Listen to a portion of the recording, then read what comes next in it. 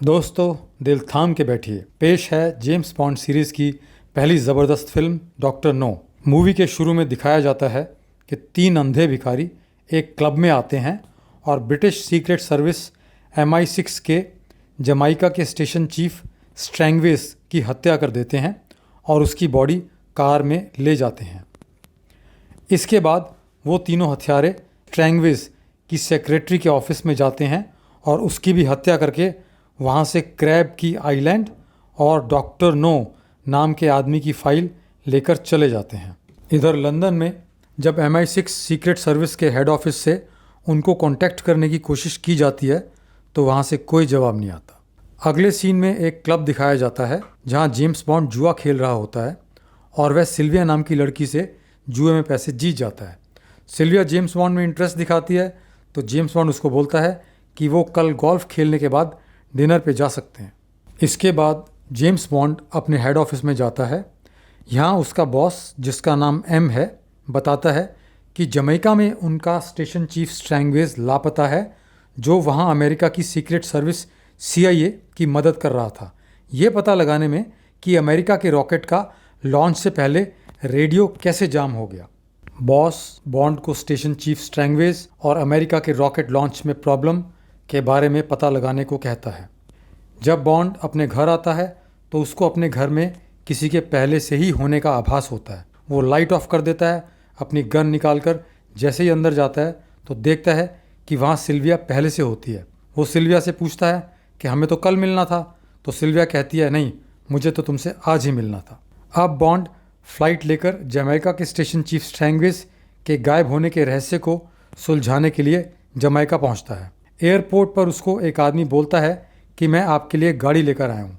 James bond को पता लग जाता है कि वो आदमी कोई और है, पर जेम्स बॉन्ड उसकी गाड़ी में बैठ जाता है। वो आदमी गाड़ी लेकर चल पड़ता है। इतनी देर में ही एक दूसरी कार भी उनका पीछा करना शुरू कर देती है। जेम्स बॉन्ड ड्राइवर को बोलता है कि गाड़ी तेज चलाकर आगे से राइट मोड़ लो। ड्राइवर ऐसा ही करता है तो पीछा करने वाली गाड़ी आगे निकल जाती है। अब बॉन्ड ड्राइवर पे गन तान कर पूछता है कि बताओ तुम कौन हो, तुम्हें किसने भेजा है। जब ड्राइवर उसको कुछ नहीं बताता तो जेम्स बॉन्ड और उसकी लड़ाई हो जाती है। लड़ाई में ड्राइवर हार जाता है और जेम्स बॉन्ड उसको मजबूर करता है कि वो बताए कि उसको किसने भेजा है। इतने में ड्राइवर जहर वाली सिगरेट खाकर अपनी जान दे देता है। ऑफिस पहुंचकर बॉन्ड सिगरेट का टेस्ट करवाता है तो पता लगता है कि उसमें साइनाइड जहर था।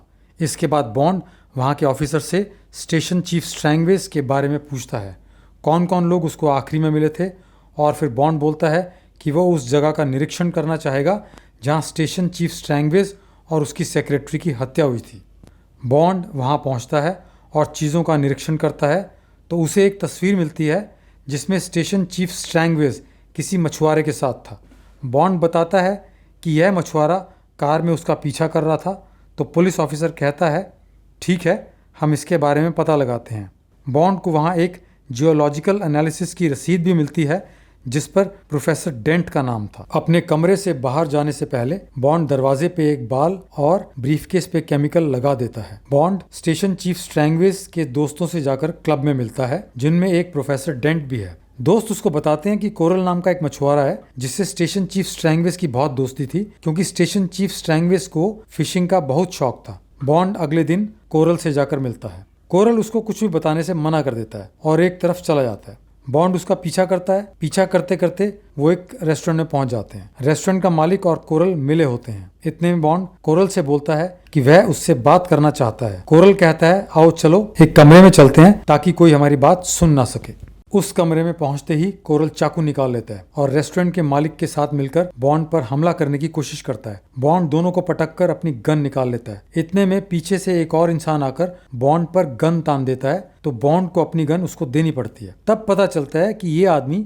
CIA का ऑफिसर है और बॉन्ड और उसकी मंजिल एक है और कोरल भी उसके लिए काम करता है। CIA ऑफिसर बॉन्ड को बताता है कि अमेरिका को डर है कि उसके रॉकेट लॉन्चिंग में फिर से कोई प्रॉब्लम ना आ जाए, जैसे पिछली बार रॉकेट लॉन्चिंग में रेडियो सिग्नल जाम हो गया था। वो और स्टेशन चीफ स्ट्रैंगवेज मिलकर पता लगा रहे थे कि सिग्नल जाम जमाइका की किसी जगह से किया गया था और वो और स्टेशन चीफ बहुत जल्द इस गुत्थी को सुलझाने वाले थे, लेकिन स्टेशन चीफ की हत्या कर दी गई। बॉन्ड कोरल से पूछता है कि क्या तुमने और स्टेशन चीफ स्ट्रैंगवेज ने आसपास के सारे आइलैंड चेक किए थे जहां से सिग्नल जाम किया जा सकता है। तो कोरल बताता है कि उन्होंने सारे आइलैंड चेक किए थे सिवाय क्रैब की को छोड़कर, क्योंकि वहां जाने की अनुमति नहीं है। बॉन्ड पूछता है वहां जाने की अनुमति क्यों नहीं है, तो सीआईए ऑफिसर बताता है कि वो आइलैंड एक चीनी डॉक्टर नो का है और उसे वहां किसी का जाना पसंद नहीं है। जब बॉन्ड वापस आता है तो 2 किलर उसकी हत्या की कोशिश करते हैं, लेकिन बॉन्ड बच जाता है क्योंकि किलर्स की आंखों में कार की लाइट पड़ जाती है। अब बॉन्ड प्रोफेसर डेंट से मिलने जाता है, जो स्टेशन चीफ का दोस्त था। बॉन्ड वहाँ उससे पूछता है कि आपने स्टेशन चीफ को ये रसीद दी थी, स्टेशन चीफ ने आपको क्या टेस्ट करने के लिए दिया था? तो प्रोफेसर डेंट बोलता है कि स्टेशन चीफ कुछ पत्थरों के सैंपल लाया था। बॉन्ड पूछता है क्या वो पत्थर कुछ खास थे? प्रोफेसर डेंट बोलता है नहीं, उनमें कुछ खास नहीं था। बॉन्ड बोलता है क्या मैं वो सैंपल पत्थर देख सकता हूँ? प्रोफेसर डेंट बोलता है उन्हें तो मैंने फेंक दिया।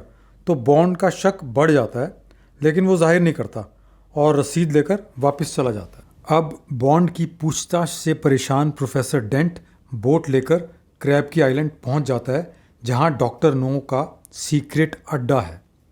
प्रोफेसर डरते डरते डॉक्टर नो को बताता है कि बॉन्ड को स्टेशन चीफ के सैंपल पर शक है और बॉन्ड यहाँ आ सकता है। डॉक्टर नो उसको वार्निंग देता है कि बॉन्ड को ख़त्म करना तुम्हारा काम है, अगर बॉन्ड यहाँ आया तो तुम जिम्मेदार होगे। टेबल के पास जाओ, वहाँ एक जहरीली मकड़ी है, उससे बॉन्ड को ख़त्म कर दो। प्रोफेसर उस जहरीली मकड़ी को लेकर वापस आ जाता है। होटल वापस आकर बॉन्ड जब अपने कमरे में जाता है तो देखता है कि दरवाजे पर जो बाल उसने चिपकाया था वो गायब है और सूटकेस पर किसी की उंगलियों के निशान हैं। वो समझ आता है कि कमरे में कोई आया था। जैसे ही बॉन्ड लेटता है तो उसको एहसास होता है कि उसके ऊपर कोई चीज़ चल रही है। वो डॉक्टर नो की जहरीली मकड़ी थी। बड़ी हिम्मत और होशियारी से बॉन्ड उस जहरीली मकड़ी को मार देता है। ऑफिस पहुंचकर बॉन्ड जब ऑफिसर से डॉक्टर नो और क्रैब की आइलैंड की फ़ाइल मांगता है तो ऑफिसर की चाइनीज़ असिस्टेंट बताती है कि दोनों फाइल्स वहाँ नहीं हैं, वो स्टेशन चीफ स्ट्रैंगवेज के पास थी। अब बॉन्ड को उस लड़की पर शक होता है कि वो उनकी बातें सुन रही है। जैसे ही बॉन्ड दरवाज़ा खोलकर उधर से जाता है तो लड़की उनकी बातें सुन रही होती है। तो बॉन्ड उसको पटाने के लिए घूमने के लिए इनवाइट करता है और वो लड़की मान जाती है। अब बॉन्ड कोरल की बोट को चेक करता है जिसमें स्टेशन चीफ सैंपल लाया था। तभी वहाँ सीआईए ऑफिसर आ जाता है और बॉन्ड उसको बताता है कि स्टेशन चीफ के सैंपल रेडियो एक्टिव थे, यानी कि डॉक्टर नो क्रैब की आइलैंड में कुछ न्यूक्लियर काम कर रहा है। बॉन्ड वहाँ जाना चाहता है, लेकिन कोरल वहाँ जाने से डरता है क्योंकि वहाँ एक आग उगलने वाला ड्रैगन है। तो सीआईए ऑफिसर कहता है ये इन सब लोगों का वहम है, डॉक्टर नो ने ही ये अफवाह फैलाई होगी। आखिर कोरल क्रैब की आइलैंड जाने के लिए तैयार हो जाता है और बोलता है कि सुबह 7 बजे वो बॉन्ड को वहीं मिलेगा। शाम को बॉन्ड होटल आता है तो उसे असिस्टेंट का मैसेज मिलता है। वो असिस्टेंट से बात करता है तो असिस्टेंट बोलती है कि आप मेरे घर आ जाइए, मेरा घर बहुत अच्छी जगह पे है। तो बॉन्ड उसके घर को जाने के लिए निकल पड़ता है। रास्ते में प्रोफेसर डेंट के गुंडे कार में बॉन्ड का पीछा करते हैं, लेकिन बॉन्ड बड़ी चालाकी और होशियारी से उनको खाई में गिरा देता है। जब बॉन्ड असिस्टेंट के घर पहुंचता है तो असिस्टेंट उसको देखकर हैरान हो जाती है क्योंकि वो सोच रही थी कि बॉन्ड तो मर चुका होगा। बॉन्ड वहाँ कुछ समय उसके साथ रहता है और फिर कहता है कि चलो कहीं बाहर खाने चलते हैं, लेकिन असिस्टेंट मना करती है क्योंकि उसको पता होता है कि प्रोफेसर डेंट यहाँ बॉन्ड को मारने के लिए आने वाला है। बॉन्ड सब समझ चुका होता है और वो अपने ऑफिस से लोगों को बुलाता है और असिस्टेंट को एक गाड़ी में गिरफ्तार करके भेज देता है और असिस्टेंट के घर के अंदर बैठ जाता है और आने वाले कातिल का इंतज़ार करने लगता है और बिस्तर को इस तरह रख देता है कि जैसे कोई सोया हुआ है। तभी प्रोफेसर डेंट वहाँ आता है और बिस्तर पर गोलियाँ चलाता है। बॉन्ड कहता है कि वो समझ गया था कि तुमने ही स्टेशन चीफ को मरवाया है क्योंकि तुम उसके बारे में सब जानते थे कि वो क्या कर रहा है।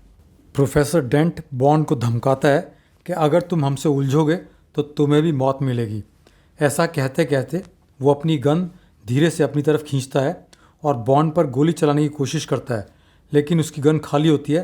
तो बॉन्ड कहता है तुम्हारी गोलियां पहले ही ख़त्म हो चुकी हैं और बॉन्ड उसको मार देता है। रात को जेम्स बॉन्ड और कोरल क्रैब की आइलैंड की तरफ रहस्य का पता लगाने के लिए चल देते हैं। लंबे सफ़र के बाद दोनों आइलैंड पहुंच जाते हैं और बोट को झाड़ियों में छुपाकर आराम करने लगते हैं। कुछ समय बाद बॉन्ड के कानों में किसी लड़की के गाने की आवाज़ आती है तो वो हैरान हो जाता है और देखता है कि समुद्र से निकलकर एक लड़की सीपियाँ इकट्ठी कर रही है। जैसे ही लड़की बॉन्ड को देखती है वो डर जाती है। बॉन्ड उसको बोलता है, डरो नहीं, लेकिन तुम इस आइलैंड पे क्या कर रही हो, ये बड़ी ख़तरनाक जगह है।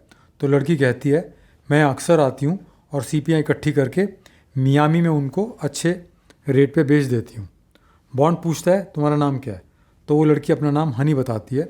इतने में कोरल आता है और बताता है कि सिक्योरिटी गार्ड बोट लेकर आ रहे हैं। तो वो तीनों भागकर समुद्र किनारे झाड़ियों में छुप जाते हैं। सिक्योरिटी गार्ड जानते हैं कि आइलैंड पे कोई आया है।